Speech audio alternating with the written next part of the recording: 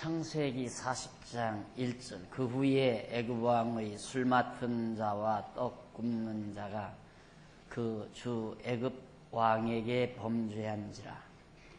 바로가 그 두 장관 두 관원장 곧 술 맡은 관원장과 떡 굽는 관원장에게 노하여 그들을 시위대장의 집안에 있는 옥에 가두니 곧 요셉의 갇힌 곳이라. 우선 3절까지만 공부합니다. 우리는 지금 요셉의 시험과 사주에 관한 하나님께서 요셉을 시험하시고 또 요셉이 형제들을 시험하고 그 시험한 이후에 형제들의 죄를 용서해 주는 그런 대목을 우리가 살피는 중인데, 우선 요셉이 애굽에서 순환을 겪는 그런 장면이 지금 소개되고 있습니다. 지난 시간 말씀드린 대로 요셉이 팔려갔죠. 애매히 아주 팔려가서 감옥에 갇혔습니다.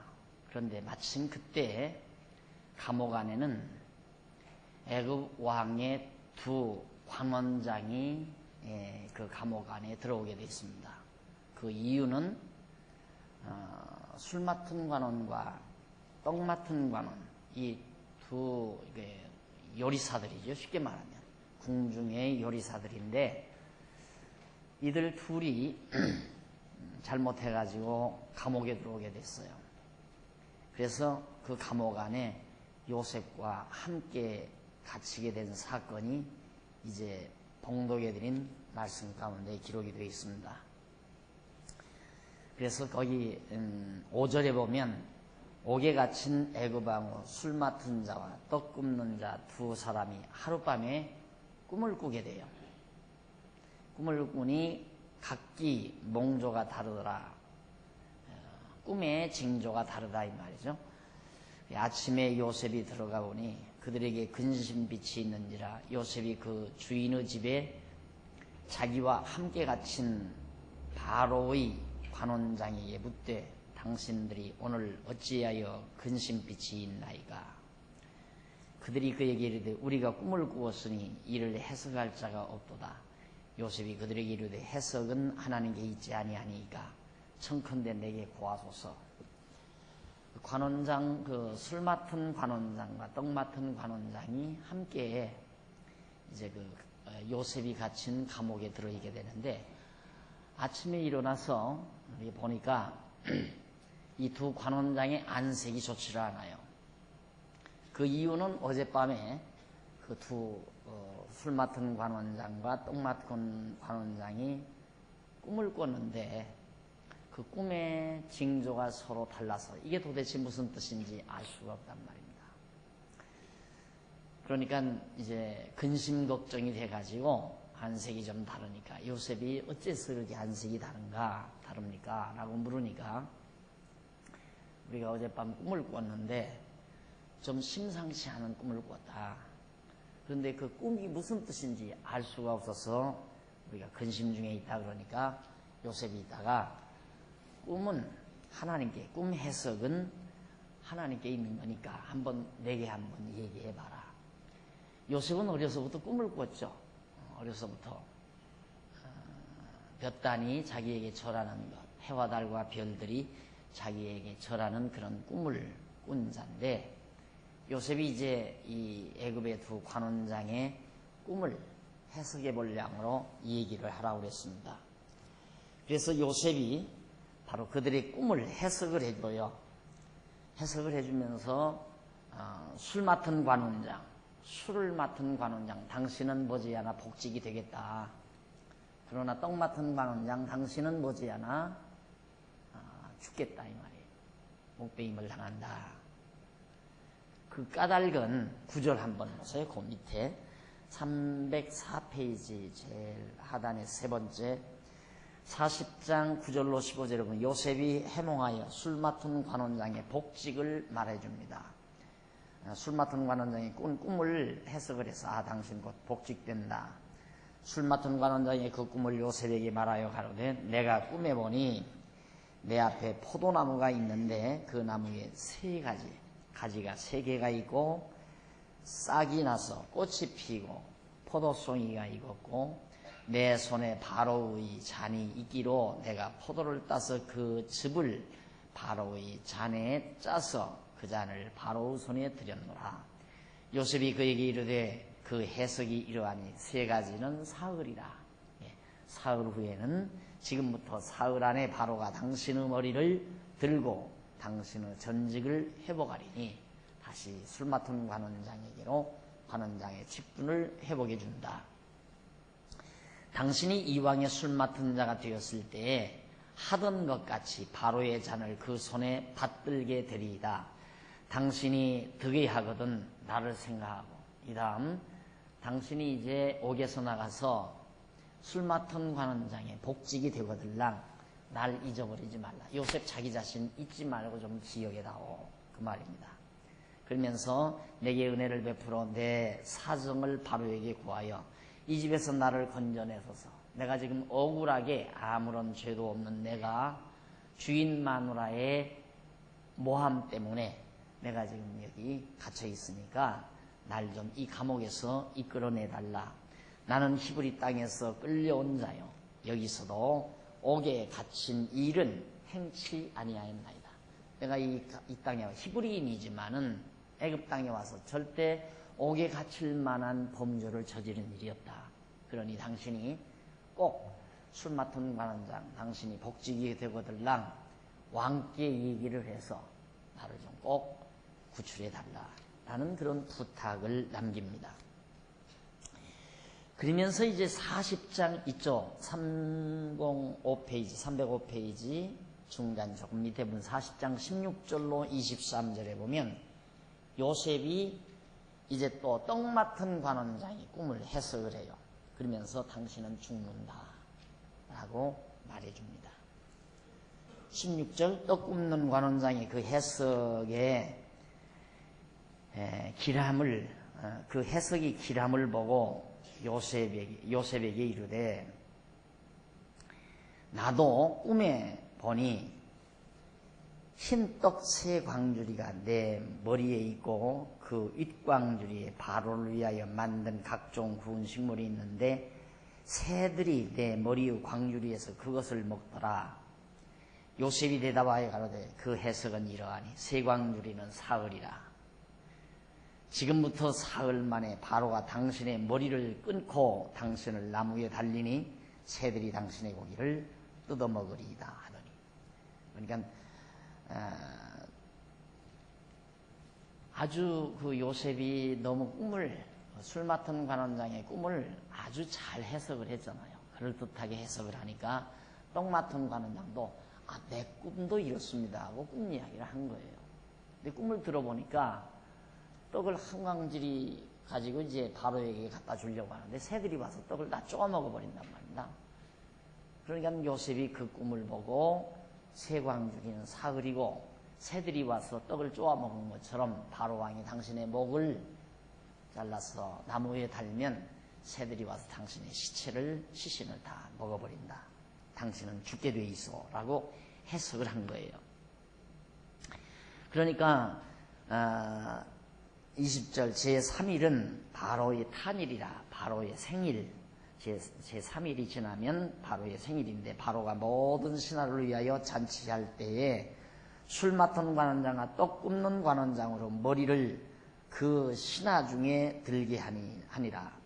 바로의 술 맡은 관원장은 전직을 회복하며 그가 잔을 바로의 손에 받들어 드렸고 떡 굽는 관원장은 나무에 매달리게 됐어요. 요셉이 그들에게 해석함과 같이 되었으니 술 맡은 관원장이 요셉을 기억지 않고 있었더라 하는 내용입니다. 이렇게 바로의 생일날 감옥에 갇힌 두 죄인을 술 맡은 관원장과 떡 맡은 관원장 두 죄인을 이제 불러내가지고 이제 생일 축하를 하는 거죠. 쉽게 말하면. 그래서 기념으로 술 맡은 관원장은 복직을 시키고 떡 맡은 관원장은 죽여버렸어요. 그런데 술 맡은 관원장이 자기가 편안해지니까 감옥에서 자기 꿈을 해석해 주었던 요셉의 일을 전혀 기억지를 않고 있었다 이 말입니다. 까마득하게 잊어버리고 있었습니다. 그런 상황에 있게 되었는데 장이 바뀝니다. 한 장면이 바뀝니다. 307페이지 거기 제일 위에 보면 양쪽 가로 2번 총리에 오른 요셉의 내용이 41장에 나와요. 갑자기 요셉이 총리에 오르게 돼요. 애굽의 총리 대신으로 발탁되게 된다. 어떤 과정을 거쳐서 애굽의 총리 대신이 되는가? 그 밑에 41장 1절로 8절에 보면 애굽 바로가 이상한 꿈을 꾸고 번민에 잠기게 됩니다. 갑자기 바로왕이 애굽의 바로왕이 꿈을 꾸었어요. 그런데 아주 이상한 꿈이라서 심상치 않으니까 한 나라를 다스리는 애굽 왕으로서는 번민이 되지 않을 수가 없죠. 그래서 매우 번민에 잠기게 됐는데 한번 읽어보십시다. 만 2년 후에, 그러니까 술 맡은 관원이 복직한 만 2년 후에 바로가 꿈을 꾼즉 자기가 하숫가에 섰는데 보니 아름답고 살진 7소가 하수에서 올라와 갈밭에서 뜯어먹고 그 뒤에 또 흉악하고 파리한 다른 7소가 하수에서 올라와 그 소와 함께 하숫가에 섰더니 그 흉악하고 파리한 소가 그 아름답고 살진 7소를 먹은지라. 바로가 곧 깨었다가 다시 잠이 들어 꿈을 꾸니 한 줄기에 무성하고 충실한 7이삭이 나오고 그 위에 또 세약하고 동풍에 마른 7이삭이 나오더니 그 세약한 7이삭이 무성하고 충실한 7이삭을 삼킨지라. 바로가 깬즉 꿈이라. 아침에 그 마음이 번민하여 보내어 애굽의 술객과 박사를 모두 불러 그들에게 그 꿈을 고하였으나 그것을 바로에게 해석하는 자가 없었더라. 언덕에서 아주 살진 소 7마리가 딱 올라와요. 그리고 푸른 풀밭에서 풀을 뜯고 있는데 바짝 마른 소가 와서 살진 소를 다 잡아먹어버려요. 그런 꿈을 꾸고 참 심상치 않아서 깼다가 다시 잠이 들었는데 또 꿈을 꾸는데 아주 탐스럽게 익은 이삭 7몫이, 이삭 7개가 아주 탐스럽게 잘 익었는데 갑자기 쭉저기 배짝 마른 아주 정말 여물지 아니한 배짝 마른 7이삭이 나오더니만 탐스럽게 익은 7이삭을 다 잡아먹어 만다.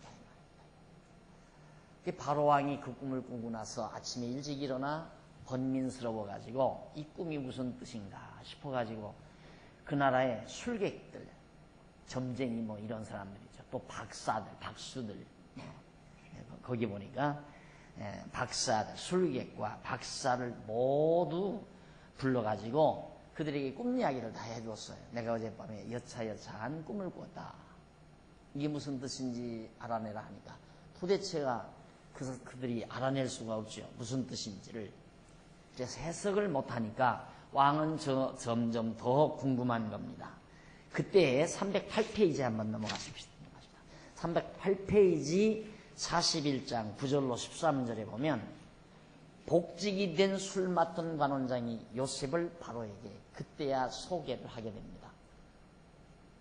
바로왕이 꿈을 꾸고 번민에 잠기고 지금 왕궁에 난리가 났을 것 아니겠어요. 온 나라의 술객들, 박사들이 다 모여들어서 호통을 맞고 그런 꿈 하나도 해석 못하느냐고 호통을 맞고 돌아가는가 하면 지금 왕궁이 어수선하다 합니다. 그 사실을 술 맡은 관원이 가만히 듣고 상황을 보고 그때야 2년 전에 자기가 감옥 안에 들어가서 자기가 꿈을 꾸고 정말 궁금해하고 번민해 있을 때에 자기 꿈을 해석해 준 요셉이 그때야 기억이 난 거예요. 2년 후에야. 이 훌륭한 꿈의 해석가를 왕에게 인도해 주면 왕의 꿈을 해석할 수 있을 것이다 라는 생각을 이 술 맡은 관원이 하게 됩니다. 그래서 9절에 보면 술 맡은 관원장이 바로에게 고하여 가로되 내가 오늘날 나의 허물을 추억하나이다. 과거 지난날에 잘못했던 걸 추억합니다.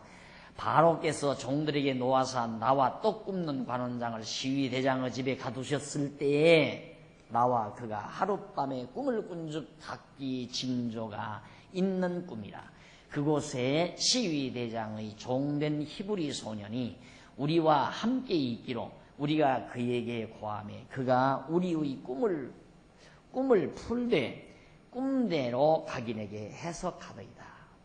그 해석한 대로 되어 나는 복직하고 그는 매어 달렸나이다. 과거에 우리 감옥에 갇혀 2년 전에 감옥에 갇혔을 때에 떡 굽는 관원장과 내가 꿈을 꿨는데 그 꿈을 히브리 소년이 해석을 해줘가지고 그대로 해석대로 됐습니다 하는 사실 보고를 했어요. 이 술 맡은 관원장이.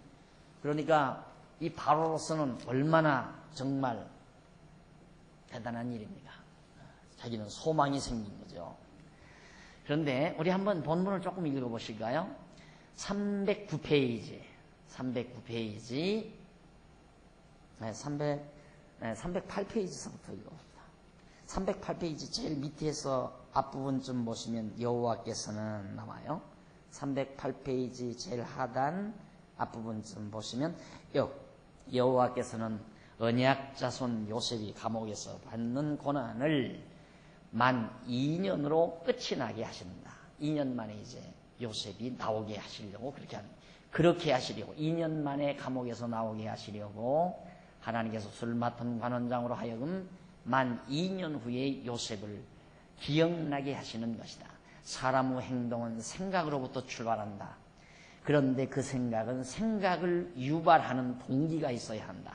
술 맡은 관원장이 2년 전에 이 일을 까마득히 잊어버리고 있었지만 과거에 감옥 안에서 요셉을 만나 꿈의 속을 들었던 사실이 그에게 생각이 나게 된다. 생각나게 하는 것도 하나님이 다 생각나게 하는 거다. 만약에 그런 상황에 술 맡은 관원이 요셉이 생각이 안 났다면 요셉이 총리에 오를 수가 없죠. 그러니까 하나님께서는 계획이 있어요. 계획은 지금 언약 자손을 보호하려는 거거든요. 하나님께서 언약 백성을 생육하고 번성하도록 하시려고 언약 자손을 보호하려고 하는데 언약 자손 가운데 요셉이 지금 애굽에 와서 애매히 감옥에 갇혔단 말입니다. 그 요셉을 보호해야 되잖아요, 하나님께서. 그래서 지난 시간 제가 말씀드렸지만 참 하나님 이상하시죠. 야곱을 통해서 생육하고 번성하라, 네 자손이 하늘의 별과 같이 생육하고 번성하라 하셨으면 12자손들이 야곱의 자손들이 다 화목하게 편안하게 장가들고 자손 낳고 그러고 살게 하나님이 해주시면 얼마나 좋아요. 그런데 왜 하필이면 극적인 장면을 연출시키느냐 이 말이죠. 형제들로 하여금 야곱이 제일 사랑하는 요셉을 미워하게 하고 그래서 요셉을 애굽에 팔게 하고 또 요셉이 아무런 죄도 없는데 가서 종살이 하다가 애매히 감옥에까지 왜 들어가게 하시는가. 거기까지는 우리가 이해가 안 가잖아요. 도대체 이해가 안 가요. 하나님 하시는 일을. 그러나 조금 더 지나보면 하나님이 왜 그렇게 하셨나를 알 수 있어요. 지금 그 장면이에요. 하나님께서 술 맡은 관원장으로 하여금 2년 전의 일을 기억나게 해가지고 요셉을 바로왕에게 소개한다 이 말입니다. 그래서 그것은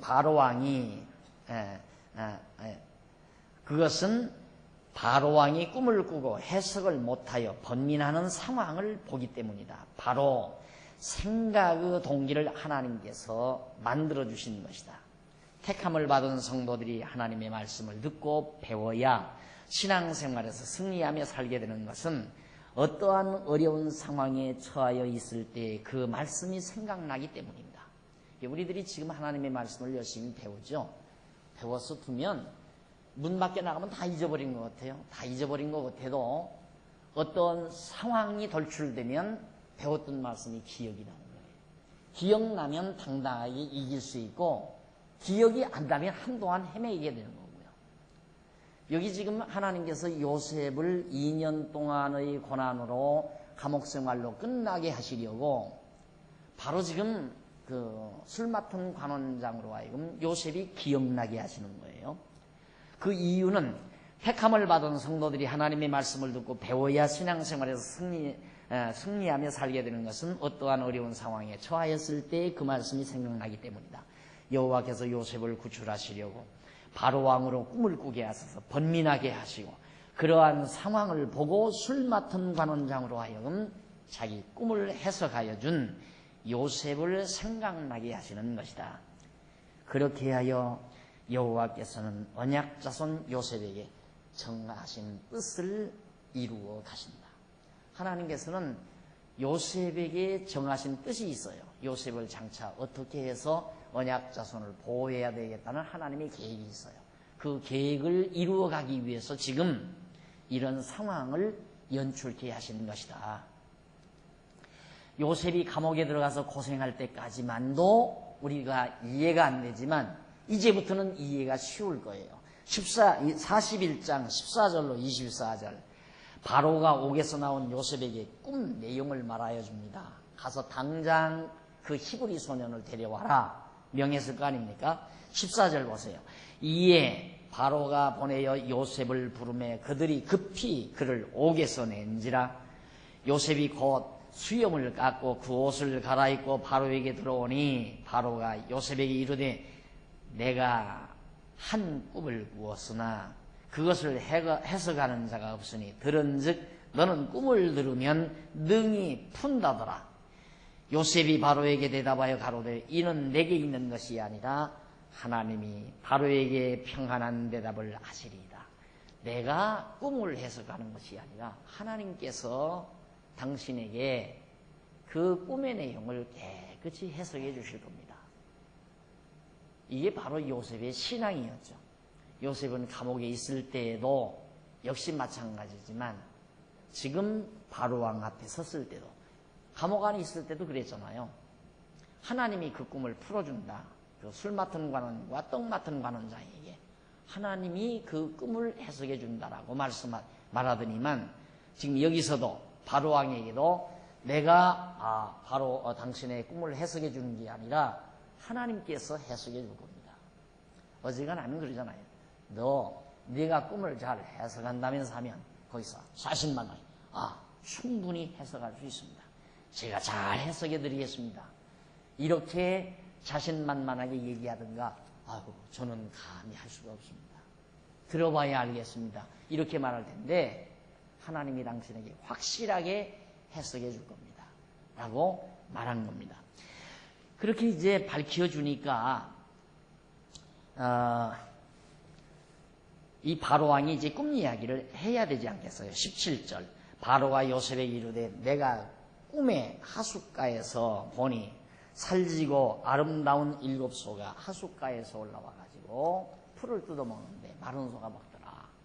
그리고 토실토실 익은 7이삭을 빼빼 마른 7이삭이 다 잡아먹더라. 이 두 가지 꿈을 꾸었는데 도대체 이것이 무슨 꿈이냐. 하도 궁금해서 박사들 술객들을 불러다 다 말해도 아무도 이 꿈을 해석하는 자가 없다라고 바로가 요셉에게 말을 해주었습니다. 그렇게 말을 해주니까 41장 310페이지 중간쯤 41장 25절로 36절까지 보면 요셉이 바로에게 꿈을 해석해서 궁금증을 다 풀어주는 내용입니다. 요셉이 바로에게 고하되 바로의 꿈은 하나입니다.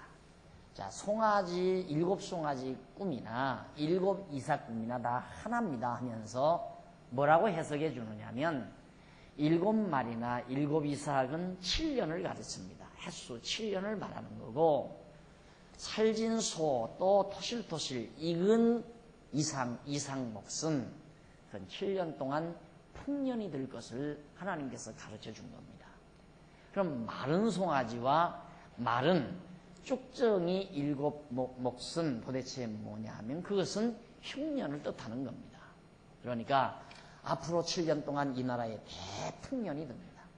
그러나 그 풍년이 끝나고 나면 흉년이 들게 되어 있습니다. 7년 동안 대흉년이 드는데 앞으로 7년 동안 풍년이 드는 동안에 곡식을 많이 저장해 두었다가 흉년이 오면 백성들에게 잘 풀어 먹이면 되겠습니다. 라고 하는 말을 요셉이 바로에게 해석을 해준 거예요. 이게 애굽의 바로 왕이 그 꿈 해석을 딱 듣더니만 이게 보통이 아니거든요. 감탄을 해가지고 이 바로 왕이 요셉에게 당장 이 나라의 총리의 자리에 앉아서 네가 이 나라를 다스리자고, 그래서 이제 총리 자리에 발탁을 하게 됩니다. 요셉을. 자, 거기 조금 한번 보실까요? 꿈을 그렇게 거듭거듭 2번 겹쳤던 것은 그 일이 지금 속히 될 일을 말하는 거고 반드시 되어질 일을 말해준 거니까 유념하시라고 이제 요셉이 명해준 거죠.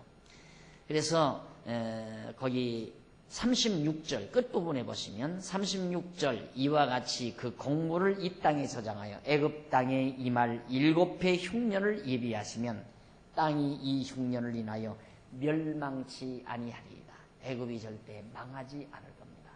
라고 그렇게 이 애굽이라는 나라가 그 당시에 상당히 번영된 그런 나라였거든요. 그러니까 흉년이 들면 농업국가 옛날 그 농업사회니까 흉년 들면 나라 망하잖아요. 더더군다나 7년 거듭드는데. 그러니까 7년 풍년이 될 때 곡식을 저축을 해야 한다. 그래서 311페이지 41장 37절로 45절에 보면 바로가 요셉을 총리로 세워서 애굽을 치리하게 만듭니다. 37절 바로와 그 모든 신하가 이 일을 좋게 여긴지라. 그 정말 그렇게 하면 좋겠습니다. 정말 7년 동안 풍년이 들었을 때 전략하고 저축해 놓았다가 흉년이 들면 그걸 풀어먹으면 좋겠다 하는 생각을 좋게 여겨가지고 38절 바로가 그 신하들에게 이르되 이와 같이 하나님의 신이 감동한 사람을 우리가 어찌 얻을 수 있으리요. 하나님의 신이 감동한 자를 어디에서 우리가 얻을 수 있겠느냐 하고 요셉에게 이르되 하나님이 이 모든 것을 내게 보이셨으니 너와 같이 명철하고 지혜 있는 자가 없도다. 너는 내 집을 애굽을 다스리라. 내 집을 치리하라. 내 백성이 다 네 명을 복종하리니 나는 너보다 높음이 보좌뿐입니다.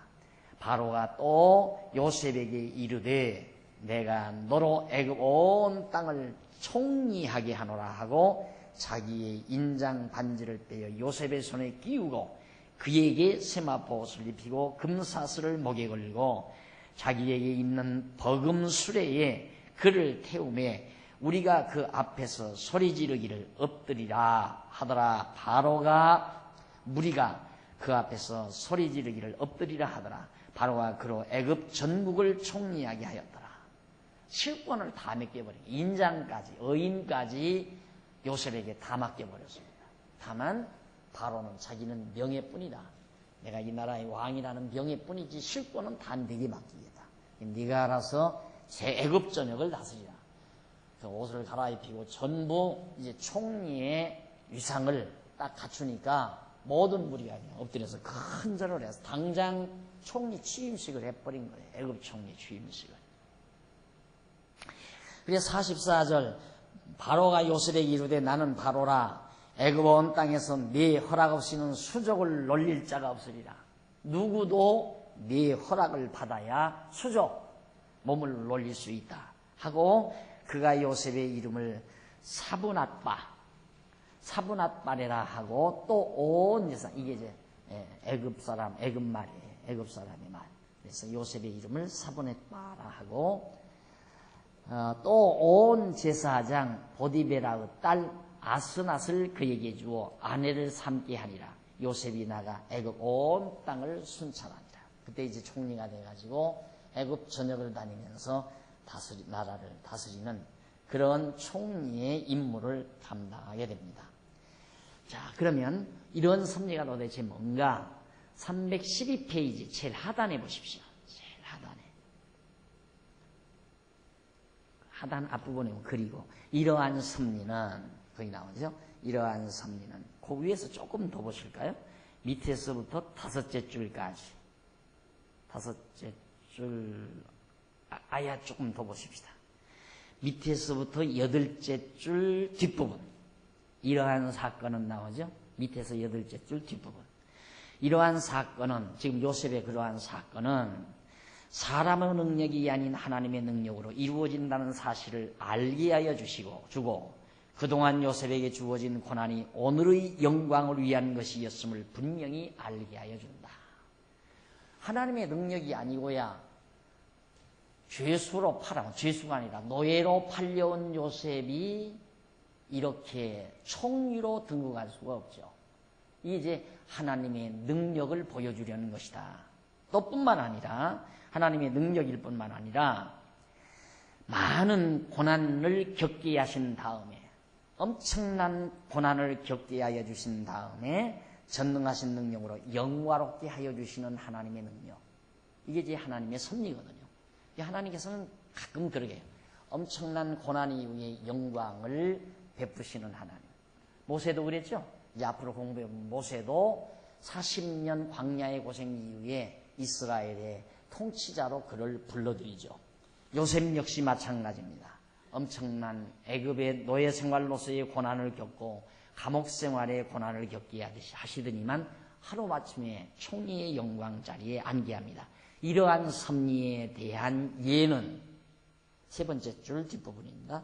이러한 섭리에 대한 예는 이스라엘 열조들은 물론 그 자손들의 역사에서 많이 찾아볼 수 있습니다.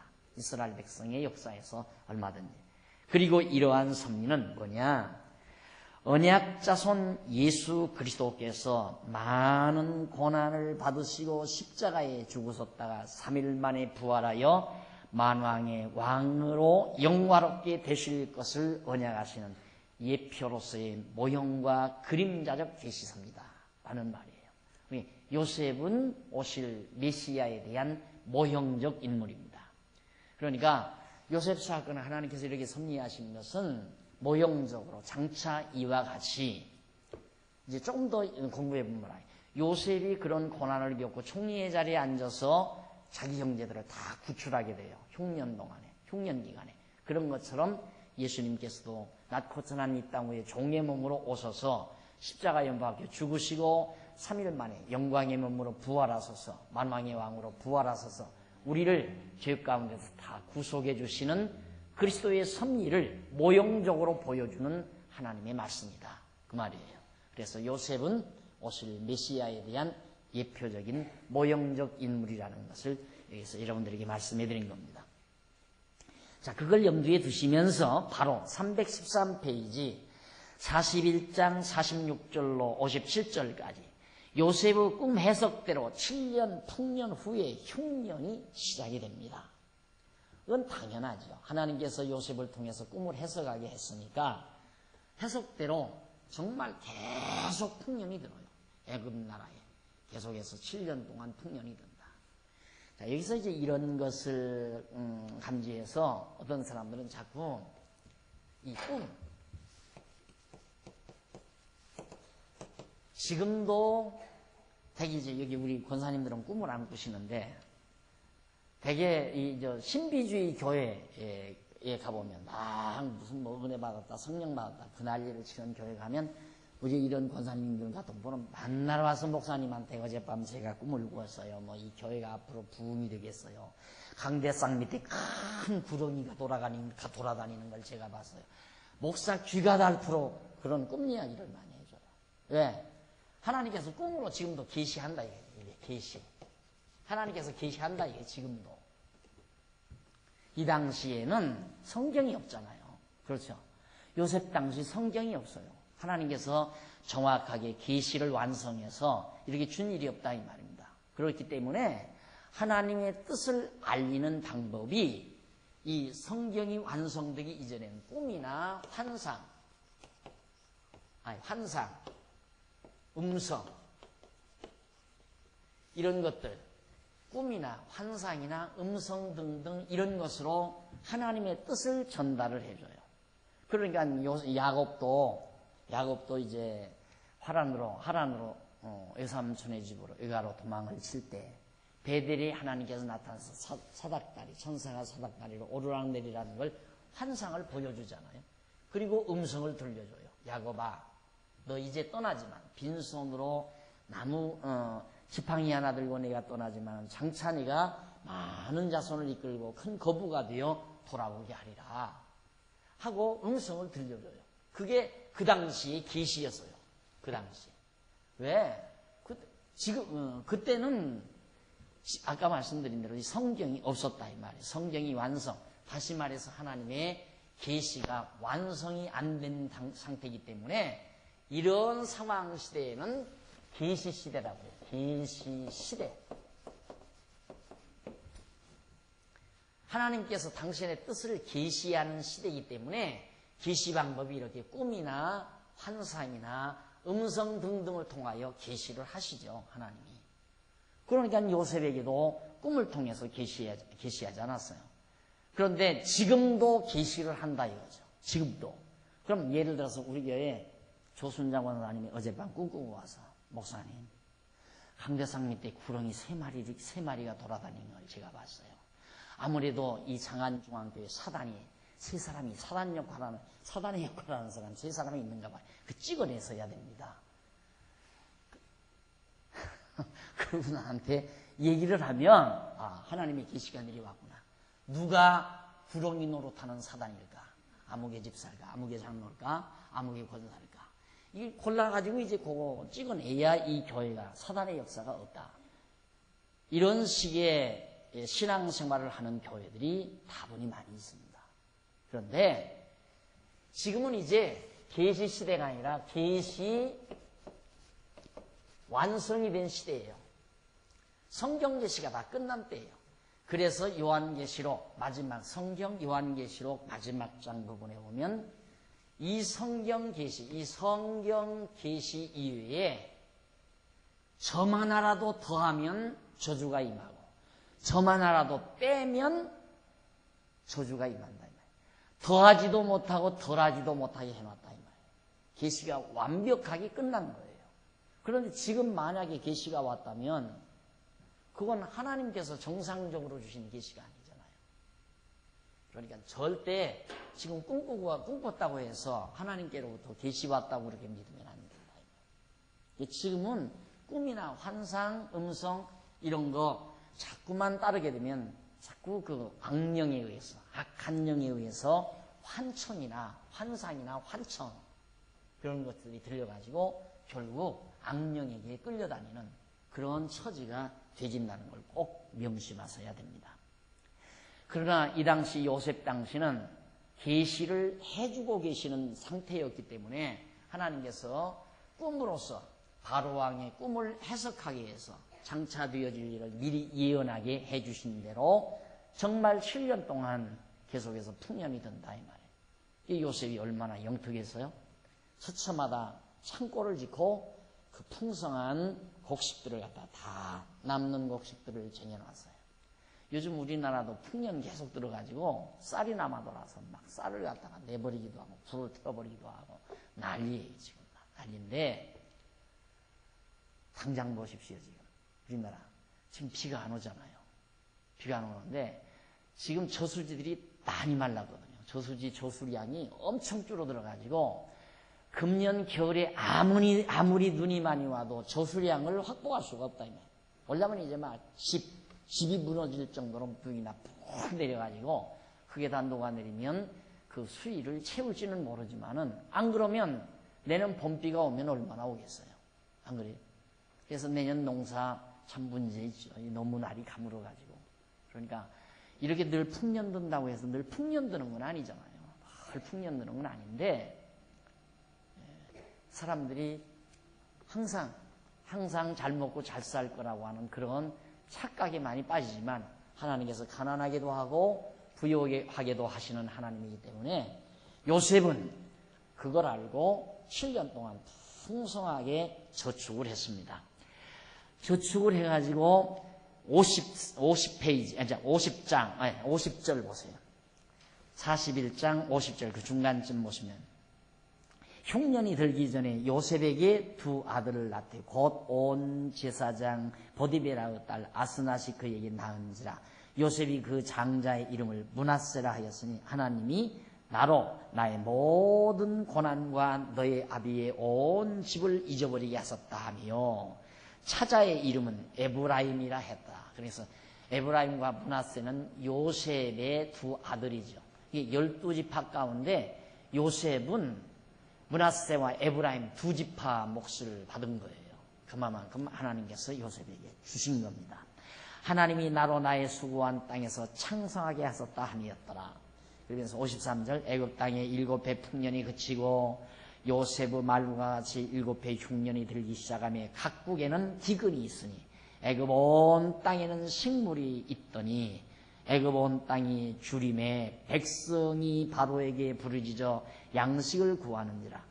바로가 애굽 모든 백성에게 이르되 요셉에게 가서 그가 너희에게 이르는 대로 하라 하니라. 온 지면에 기근이 있으며 요셉이 모든 창고를 열고 애굽 백성에게 8세 곡식을 팔았단 말입니다. 애굽 땅에 기근이 심하며 각 백성도 양식을 사려고 애굽으로 들어와 요셉에게 이르니 기근이 온 세상에 심함이었더라.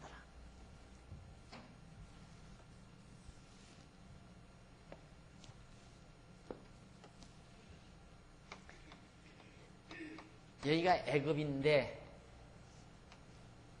지금 요셉은 이 애굽 땅에서 지금 총리가 돼 있어요. 요셉은. 그러나 자기 형제 열 형제와 아버지 어머니는 지금 이 땅에 살고 있단 말입니다. 네, 여기 흉년이 들었는데 여기라고 흉년이 안 들었겠어요? 여기도 흉년이 들죠. 이 일대가 온 천지가 다 흉년이 들었습니다.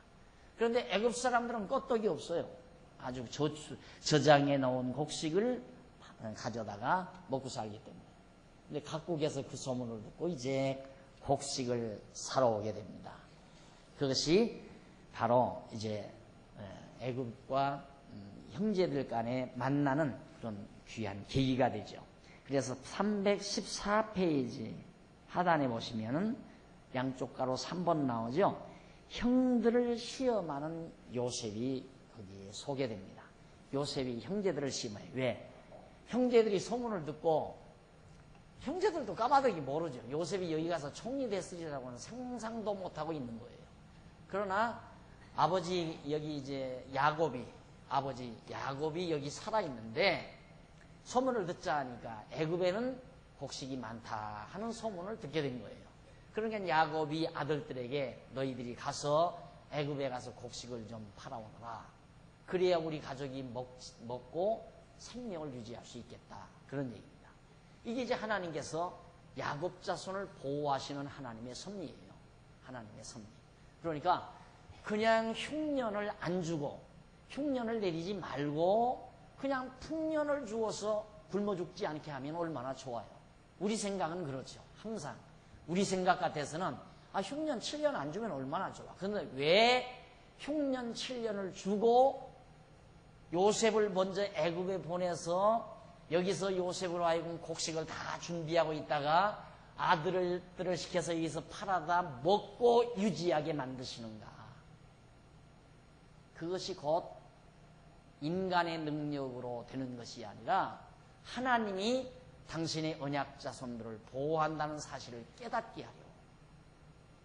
그러니까 우리는 편안하게 늘 살면 하나님을 몰라 잊어버린다 이 말입니다. 편안하게 살면 하나님을 잊어버리기 때문에 그래서 하나님께서 곤고한 날도 주고 형통한 날도 주고 한다 이 말이에요. 곤고한 날 안 주면 자기 잘난 줄 알고 그냥 사니까 당연히 우리는 우리 능력으로 잘 먹고 잘 산다 이거예요. 인간이 그렇게 돼 있잖아 편안하면.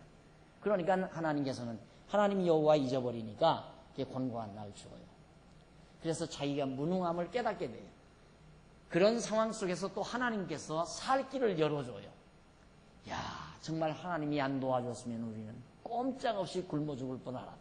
이렇게 해서 하나님 여호와를 다시 기억하게 하려는 것이 하나님의 저러한 섭리라 이 말입니다.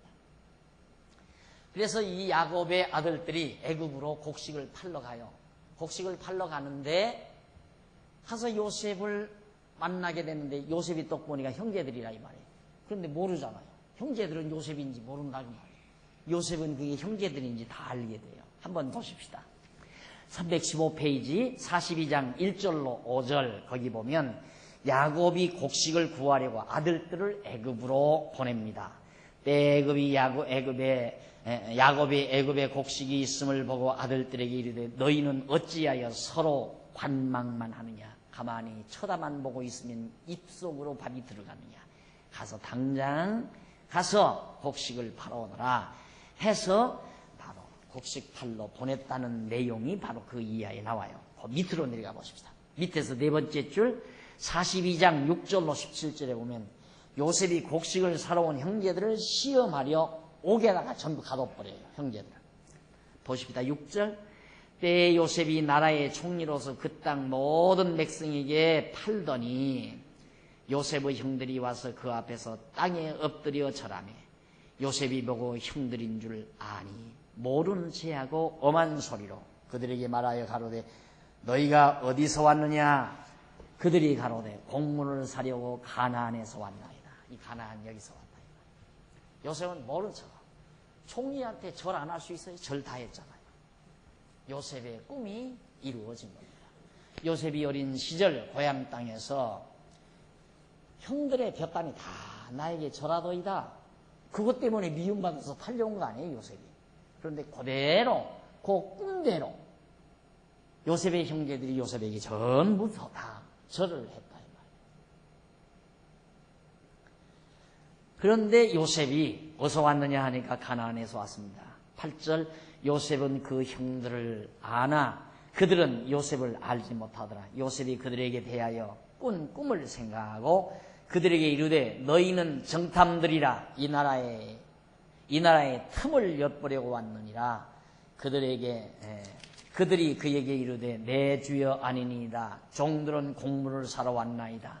우리는 다 한 사람의 아들로서 독실한 자니 종들은 정탐이 아니이다. 요셉이 호통을 쳐요. 너희들 이 나라 정탐하러 온 놈들이지 하고 그러니까 아닙니다. 우리는 절대 정탐하러 온 자가 아닙니다. 우리는 다 전부 한아버지의 아들로서 형제들입니다. 그리고 우리는 정말 독실한 사람들입니다. 그렇게 잘못된 생각을 가지고 여기 들어온 거 아니라고 변명을 늘어놓습니다. 그러면서 이제 13절에 그들이 가로되 주의 종 우리들은 12 형제라 이 말이죠. 12형제로서 가나안 땅 한 사람의 아들이라. 말째 아들은 오늘 아버지와 함께 있고 또 하나는 없어졌나이다. 요셉이 이제 하나 아니에요? 요셉의 동생 베냐민은 지금 아버지가 데리고 있고 야곱이 데리고 있고 너희들 왜 10명만 왔느냐? 12인데 하나는 아버지가 데리고 있고 하나는 없어져 버렸습니다. 요셉이 바로 그 앞에 있는데 없어졌다 이거예요. 자, 14절 요셉이 그들에게 이르되 내가 너희에게 이르기를 너희는 정탐들이라 한 말이 이것이니라. 내가 너희들을 정탐이라고 말하는 이유가 바로 거기에 있다. 뭐냐면 15절 너희는 이같이 하여 너희 진실함을 증명할 것이라. 그러면 너희 진실을 한번 증명을 해봐야 된다 하면서 바로의 생명으로 맹세하노니 너희 말째 아우가 여기 오지 아니하면 너희가 여기서 나가지 못하리라. 너희 말째 아우를 데리고 와야 너희들 나간다. 그래서 다른 형제들은 전부 감옥에 가둬놓고 한 사람만 가서 말째 아들 베냐민을 데리고 오라 이 말이에요. 너희 중에 하나를 보내어 너희 아우를 데려오게 하고 너희는 같이여 있으라. 내가 너희의 말을 시험하여 너희 중에 진실이 있는지 보리라. 바로의 생명으로 맹세하노니 그리하지 아니하면 너희는 과연 정탐이라 하고 그들은 다 함께 3일 동안을 감옥에다가 가둬놨어요. 이런 상황이 벌어진 다음 317페이지 위에서 조금 내려와 보면 42장 18절로 25절에 나옵니다. 요셉이 뉘우치는 형제들에게 조건부로 곡식을 허락을 하죠. 3일 만에 요셉이 그들에게 이르되 나는 하나님을 경외하노니 너희는 이같이 하여 생명을 보존하라. 형제들이 하는 말입니다. 너희가 독실한 자이면 너희 형제 중 한 사람만 그 옥에 갇히게 하고 너희는 곡식을 가지고 가서 너희 집들의 주림을 구하고 너희 말제아우를 내게로 데리고 오라. 그리하면 너희 말이 진실함이 되고 너희가 죽지 아니하리라. 그들이 그대로 하니라. 그들이 서로 말하되 우리가 아우의 일로 인하여 범죄하였도다. 그때야 요셉, 우리가 과거 요셉 팔아먹은 것 때문에 지금 죄를 받는 거다. 우리가 자기들끼리 소곤소곤 하는 거예요. 요셉이 못 알아듣는 줄 알고, 요셉이 애굽 사람이니까 애굽 사람인 줄 알고, 애굽 사람이 자기들 히브리 말을 못 알아듣는 줄 알고 이렇게 과거를 뉘우치는 말을 합니다. 그가 우리에게 애걸할 때, 요셉이 그때 날 살려달라고 애걸할 때 그 마음의 괴로움을 보고도 듣지 아니하였으므로 이 괴로움이 우리에게 임하도다. 야, 너무 그때 우리 너무 하지 않았느냐. 요셉이 아무리 밉다 한들 그렇게 날 팔아먹지 말고 날 좀 용서해 달라고 애걸할 때 왜 우리들이 요셉을 정말 붙들어주지 못하고 팔아먹고 그를 고통스럽게 했던 것이 오늘 우리에게 임했다. 그러면서 뉘우칩니다. 지금 형제들이. 22절 루벤이 그들에게 대답하여 가로되 내가 너희들어 그 아이에게 득죄하지 말라고 하지 않았느냐. 루벤이 제일 크게 야단을 칩니다. 그때 내가 뭐라고 하더냐. 그런 짓 하지 말라고 내가 야단치지 않았느냐. 그래도 너희가 듣지 아니하였느냐. 아니하였느니라. 그러므로 그의 핏값을 내게 우리들이 지금 핏값을 지불하게 되었다 하니 피차간에 통변을 세웠으므로 그들은 요셉이 그 말을 알아들은 줄을 알지 못하였더라. 요셉이 그들을 떠나가서 울고 다시 돌아와서 그들과 말하다가 그들 중에서 시므온을 취하여 그들의 목전에서 결박하고 명하여 곡물을 그 그릇에 채우게 하고 각인의 돈은 그 자루에 덜어놓게 하고 또 길양식을 그들에게 주게 하니라. 그대로 행하였더라. 요셉이 이제 결국은 10 형제 가운데 시므온이라는 형제만 감옥에다가 꼭꼭 묶어서 가둬놓고 나머지 9 형제에게 곡식을 다 주었어요. 돈을 받고 곡식을 다 주었어요. 가득 주고서는 가서 너희들은 가서 이 곡식을 가지고 가서 너희 부모와 내 동생 하나 있다니까 우선 굶어 죽지 않아야 되니까 가서 먹게 하고 가서 이 다음 올 때는 네 동생을 데리고 와야 시므온을 놔주겠다. 그 말이에요. 그래야 너희들이 진실이 드러나지 않느냐. 너희들이 정탐이 아니라는 진실이 드러나니까 반드시 가서 동생 베냐민을 데리고 와야 한다. 그리고는 이제 시므온을 가두고 곡식을 자루자루마다 가득 넣어주고 그리고는 이제 몰래 요셉이 그 청지기들에게 돈을 자루에다가 다 도로 넣어주라고 그랬어요. 돈을 자루에다가 도로 넣어줘라. 그 곡식 자루에다가. 그리고 길에 가면서 먹을 양식은 따로 주고. 왜 그러냐면 이게 시험하려고 그런다. 시험하려고. 자, 그렇게 해서 이제 보냈는데 319페이지. 우리 조금 한번 보실까요? 조금 한번 정리를 하고 조금 살펴보고 넘어가십시다. 318페이지 위에서 10번째 21절로 23절 거기 한번 보십시다.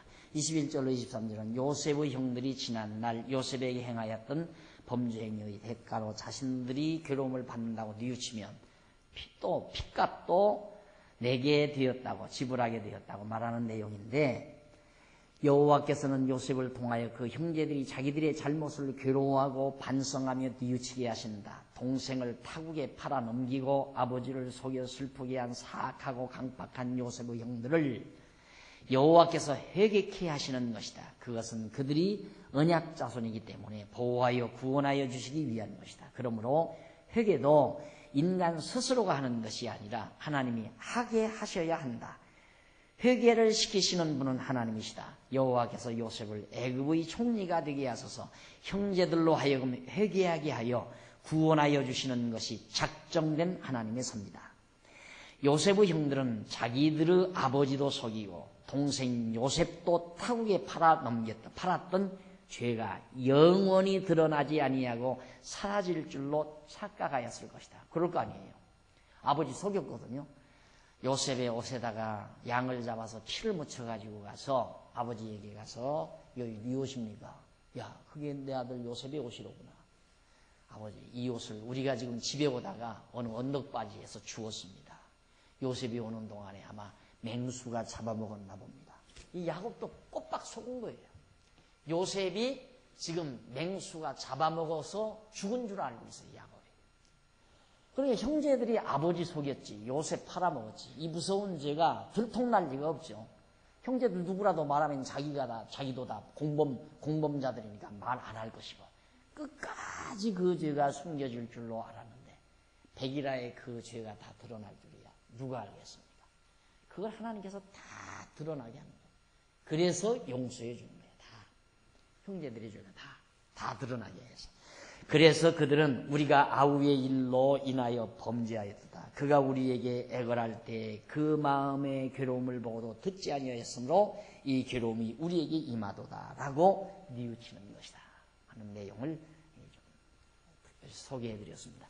물론 이 책을 차례차례 읽어가면서 하면 참 좋겠지만, 그러다 보면 20년이 걸릴지 30년이 걸릴지 몰라요. 그래서 대충 또 해가는 거니까 여러분들이 여기서 공부해도 집에 가서는 이 책을 처음부터 차근차근 공부한 만큼 또 한 번 읽어보세요. 읽어보면 훨씬 유익한 부분 참 많습니다. 제가 여기서 강의하는 건 전체 흐르는 줄기를 대충 잡아서 말씀을 드리는 겁니다. 자, 그래서 야곱이 아들, 이제 그렇게 해서 이제 보냈는데 319페이지 밑에서 중간쯤 42장 26절로 38절에 보면 야곱이 아들들의 보고를 듣고 나서 심히 괴로워합니다. 그들이 곡식을 나귀에 싣고 그곳을 떠났더니 한 사람이 객점에서 나귀에게 먹이를 주려고 자루를 풀고 본즉 그 돈이 자루 아구에 있느니라. 그가 그 형에게 고하되 내 돈을 도로 넣었도다. 보라, 자루 속에 있도다. 이에 그들이 혼이 나서 떨며 서로 돌아보며 말하되 하나님이 어찌하여 우리에게 이 일을 행하셨는고. 하나님께서 어째서 가지고 가다가 9명 형제가 곡식을 가지고 가다가 어느 주막집에 가가지고 곡식을 풀어봤어요. 한 사람이 풀어보니까 그 곡식 자루 속에 돈이 그대로 있다 이 말이에요. 그러니까 큰일 나지 않았어요. 돈을 안 주고 왔으니 이제는 갇혀있는 심웅원을 가서 찾아온다는 건 큰 고통이라 이 말이에요. 이놈들 너희들이 그래도 진실하다고 하느냐. 지금 요셉이 앞으로 또 호통을 칠 거니까. 이게 뭐예요? 우리말로 현대말로 말하면 완전히 쇼예요. 무슨 말씀인지 알겠죠?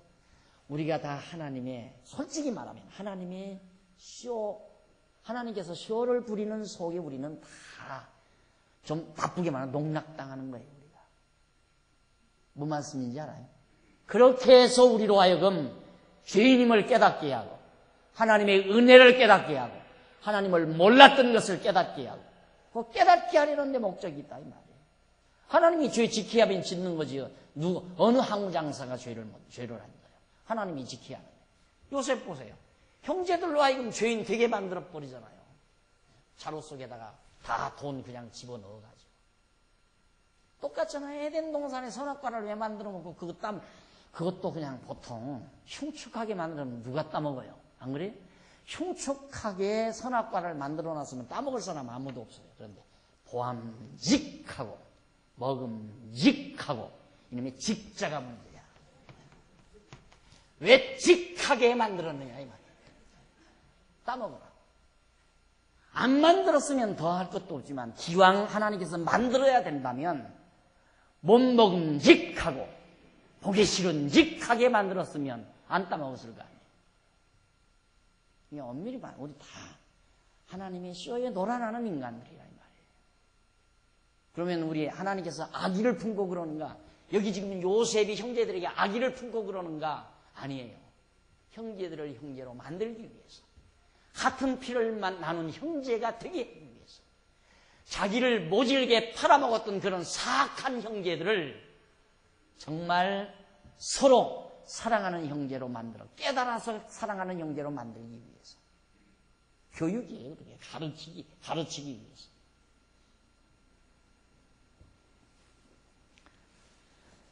자, 그래 돈을 덜어놓았도다 보라 자루 속에 있도다. 이에 그들이 혼이 나서 떨며 서로 돌아오며 말하되 하나님이 어찌하여 우리에게 이 일을 행하셨는가. 하나님이 했나 요셉이 했지.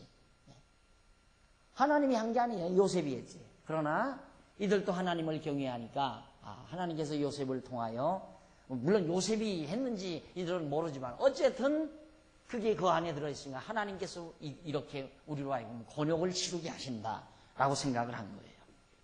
29절 그들이 가나안 땅에 들어와 그 아비 야곱에게 이르러 그 만난 일을 자세히 고하여 가로되 그 땅의 주 그 사람이 엄히 우리에게 말씀하고 우리를 그 나라 정탐자로 여기기로 우리가 그에게 이르되 우리는 독실한 자여 정탐이 아니니이다 하고 사실보고를 다 했어요. 가니까 여차에 잡히다. 우리 정탐이라 하더니만 가둬놓더니만 내놓더니만 나중에 시므온 하나 가둬놓고 베냐민 데려오라 싶다. 우리가 12형제인데 하나는 없어지고 베냐민 마지막 막내는 지금 아버지하고 같이 집에 있습니다. 그러니까 시므온 가둬놓고 곡식을 주고 그런데 곡식 오다가 중간에 패보니까 이게 돈자루에 그냥 돈이 들어있습니다. 그리고 와서 이다 올 때 베냐민 데리고 와야 시므온을 내준다고 했습니다. 그런 보고를 쫙 야곱이 형제들이 아버지 야곱에게 가서 한 거예요. 야곱이 딱 보고를 들어보니까 큰일 나지 않았어요. 자, 시므온은 애굽 감옥에 갇혀있지. 그렇게 사랑스러운 요셉과 동복동생인 베냐민. 이 베냐민은 요셉과 베냐민은 자기가 제일 사랑하는 라헬이 낳은 사랑하는 아내 라헬이 낳은 동복 형제라 이 말입니다. 요셉이 형이고 베냐민은 막내고 아이를 낳지 못한 라헬이 늑막에 가서 늦게야 요셉과 베냐민을 낳은 거거든요. 그러니까 끔찍히 아내가 사랑스러우니까 그 자녀들도 아들들도 제일 사랑을 했는데 요셉을 팔아먹어서 없어져 버렸죠. 야곱이 올 때에는.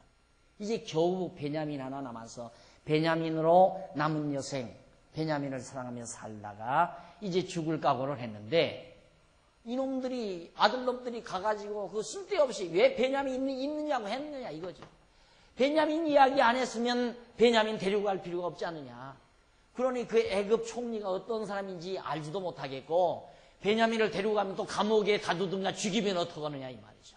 그런데 곡식자루에 또 돈까지 들었다 하니까 너희들이 베냐민마저 데리고 가서 너희들도 베냐민도 시므온도 몽땅 이놈들 돈을 그냥 가지고 가 너희들 진실함이 없는 놈들이다 하고 죽이면 어떨 거냐 이거죠.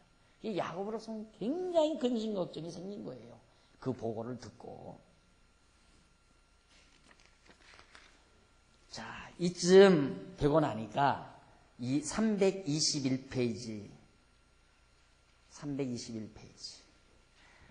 위에서 여섯째 줄 35절로 38절 보세요. 야곱이 아들들의 보고를 듣고 각기 곡식자루에 돈 뭉치를 발견하고 놀라 두려워하며 벤야민을 보내달라는 루벤의 간청을 거절하고 있습니다. 큰일 났다. 자루마다 다 돈이 다 들어있는 거예요. 자루마다 전부 다 가보니까 집에 가보니까 야곱으로서는 견디기 어려운 충격이다. 그가 요셉도 없어졌고 시므온도 없어졌거늘 베냐민도 빼앗아 가고자 하니라고 하는 말에서 그의 고충을 알게 된다. 이제는 아들 다 시므온 찾겠다고 베냐민 데리고 가면 베냐민도 시므온도 9명의 아들도 다 잘못하면 애굽에 가서 죽을지도 모른다. 그래서 정말 고민을 안 할 수가 없는 상태에 이르게 됩니다. 그래서